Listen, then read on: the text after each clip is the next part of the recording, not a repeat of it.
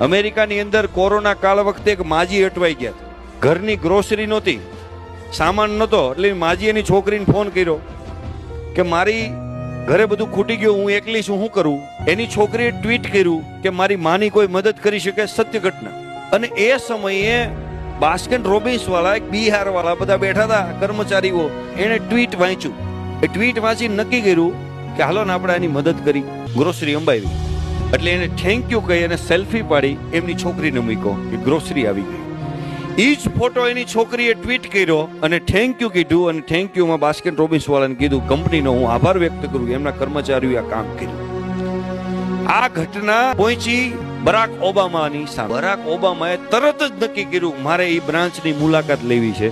પોતે પૂર્વ રાષ્ટ્રપતિ સાહેબ એ આઈસ્ક્રીમની દુકાનના પાર્લરની મુલાકાત લે છે અને ત્યાં જઈ અને બરાક ઓબામા રાષ્ટ્રપતિ સેલ્ફી